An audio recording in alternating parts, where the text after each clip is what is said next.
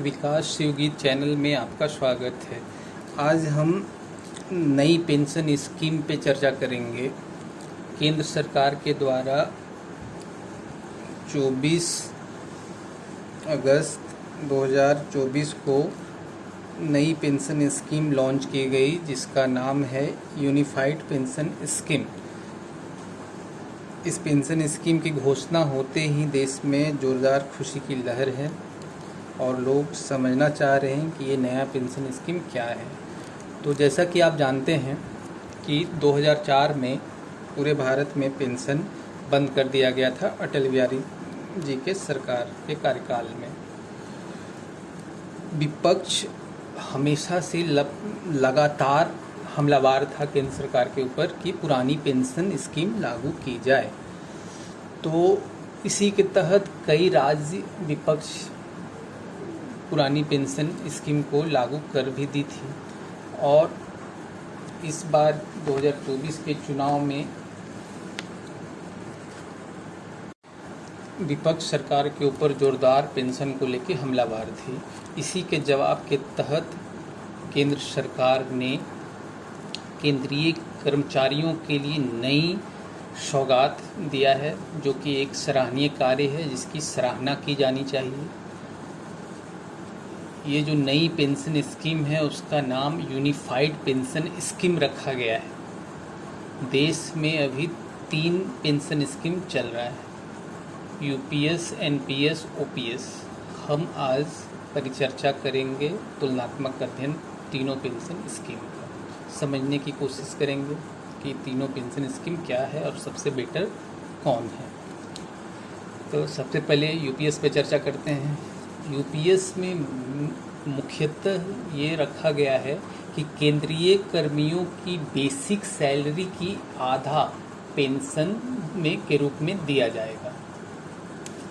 Basic salary का मतलब है कि अगर किसी व्यक्ति का सैलरी 1 लाख है तो आखिरी सैलरी जो उठाया है आखिरी साल में, उसका आधा 50,000 रुपया उसको पेंशन के रूप में मिलेगा। अगर कर्मचारी नौकरी में रहते हुए निधन हो जाता है तो फैमिली पेंशन भी मिलेगा। जीवन साथी को बेसिक सैलरी का 60% पेंशन के रूप में मिलेगा। और इसमें और कंडीशन चेंज किया गया है। 50% जो पेंशन की बात है वो उन्हीं कर्मचारियों को मिलेगा जो कि 25 वर्ष अपनी सेवा सर्विस के रूप में पूरी करते हैं, तभी उन्हें 50% पेंशन मिलेगा। और दूसरा स्कीम इसी में है कि 10 वर्ष अगर कोई कर्मचारी 10 वर्ष में वॉलंटियर रिटायर ले लेता है तो उसे भी कम से कम 10,000 रुपये पेंशन मिलेगा। ओल्ड पेंशन में क्या था कि रिटायरमेंट के लिए 20 वर्ष सर्विस अनिवार्य किया गया था, लेकिन इसमें वो चीज़ को हटा के 10 साल भी आप सर्विस देते हैं तब भी आपको 10,000 रुपये पेंशन मिलेगा। इसमें कैसे मिलेगा ये पेंशन, इसके लिए भी इसमें जिक्र किया गया है। इस पेंशन स्कीम में कर्मचारियों का योगदान 10% रहेगा। सरकार अपना योगदान 18.5 देगी। साथ ही हर 3 साल में इसकी समीक्षा की जाएगी। मतलब कि टोटल मिला के 28.5% सालाना पैसा जमा होगा, जो कि आपको रिटायरमेंट के समय रिटायरमेंट भी दिया जाएगा और पेंशन भी। ये तो बहुत अच्छी बात है, सराहनीय कार्य है केंद्र सरकार का।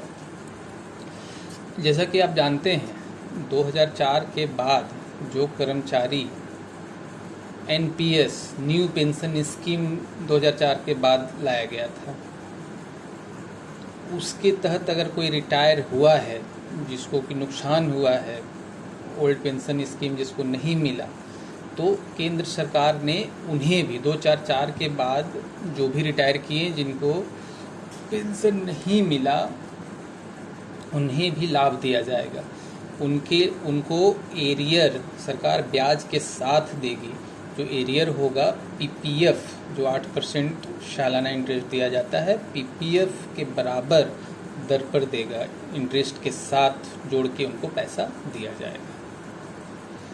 और साथ ही ये जो नया पेंशन स्कीम है यूपीएस, उसमें महंगाई सूचकांक को भी शामिल किया गया है।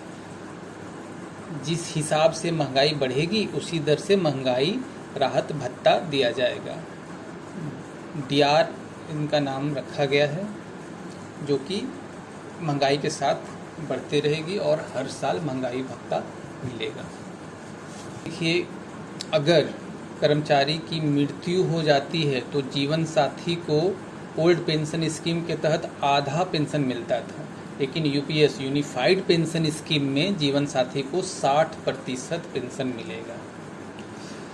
राज्य सरकारें नई पेंशन स्कीम आने से हर पूरे देश में खलबली मचेगा। केंद्र सरकार ने साफ कह दिया है कि राज्य सरकार अपने कर्मचारियों के लिए यूपीएस यूनिफाइड पेंशन स्कीम लागू कर सकती है। कई राज्यों ने ओल्ड पेंशन स्कीम लागू कर चुका है, जिसमें झारखंड, छत्तीसगढ़, राजस्थान, हिमाचल सहित कई राज्य हैं। अन्य राज्यों में भी नई पेंशन जो लागू हुई है उसके लिए मांग बढ़ जाएगा। बहुत बहुत धन्यवाद।